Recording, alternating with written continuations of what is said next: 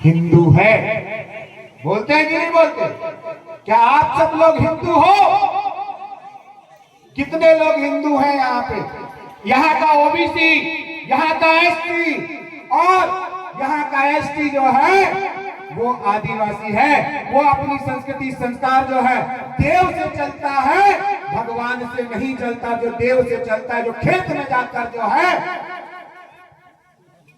क्या मानते हैं, खेत में जाते हैं तो पाठ बाबा को मानते हैं, सिद्ध बाबा को मानते हैं, विमाल पैन को मानते हैं और सभी गांव में खेरोदाई है। तो हमारी संस्कृति कैसे हिंदू संस्कृति हुई? तो दोनों हाथ खड़ा करके बताओ जरा कितने लोग हिंदू हैं कि गोंडियन संस्कृति में अपने खेती बाड़ी हर काम को कर रहे हैं? हाथ खड़ा करके बताओ जरा। आज शंकर साह को और रघुनाथ साह जी के बलिदान दिवस को हम जो है यहाँ पे मना रहे हैं और उन्होंने अपनी पहचान को बचाने के लिए, अपने जल जंगल जमीन को पहचानने के लिए अपनी जान की कुर्बानी दे दी। कितने लोग यहाँ पे आदिवासी संस्कृति, गोंडियन संस्कृति के दोनों हाथ खड़ा करो जरा और जोरदार ताली बजाओ। बहुत बहुत धन्यवाद।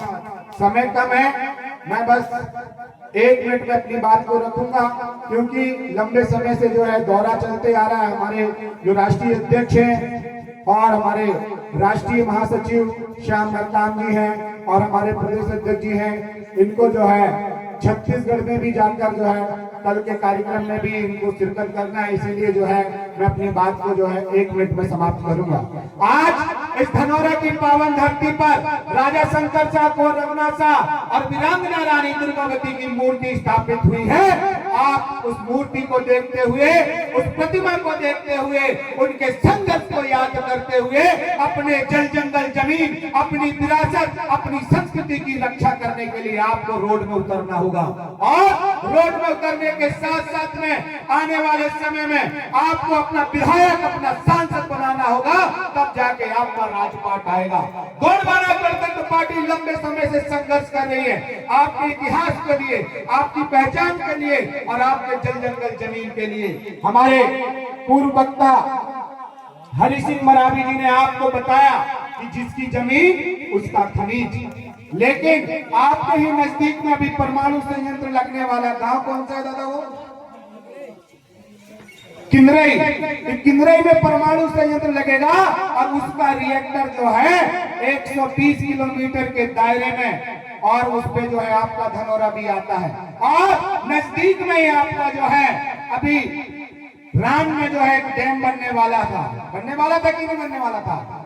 तो तमाम जहां पर आदिवासी बहुलता है, उन आदिवासी बहुलता क्षेत्र पर जो है उनकी जमीनों को डुबाने का काम इस वर्तमान में बैठी बीजेपी की सरकार कर रही है। और ऐसे तमाम चीजें हैं जिन पर यदि बोलना चाहेंगे सुबह से लेकर शाम हो जाएगी। लेकिन सबसे पहली चीज ये है कि आपके पास में जमीन रहेगी तो आदिवासी जिंदा रहेगा। और उसी जल जंगल जमीन के लिए राजा शंकर साह को, रघुनाथ साह ने अपने आप को तोप के सामने में खड़ा कर लिया।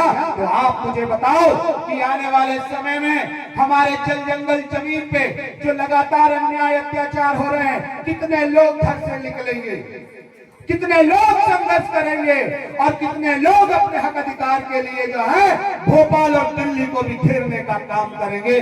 तो उनकी मूर्ति, उनकी प्रतिमा लगाने का हमको कुछ लाभ मिलेगा, कुछ मतलब मिलेगा। तमाम सरकारें राजा शंकर साह के नाम से कॉलेज बना दे रही है, लेकिन राजा शंकर साह का जो है इतिहास नहीं पढ़ाया जा रहा है।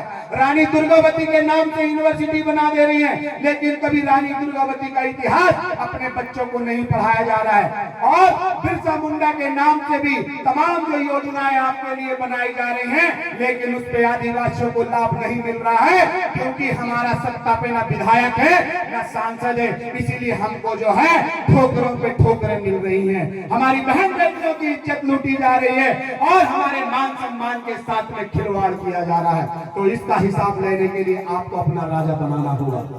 बनाएंगे ना? एक नारे के साथ में मैं अपनी बात को यहीं पे विराम करूंगा। दोनों हाथ बढ़ा करके जरा जोरदार ताली के साथ में जो है नारा लगाएंगे, लेंगे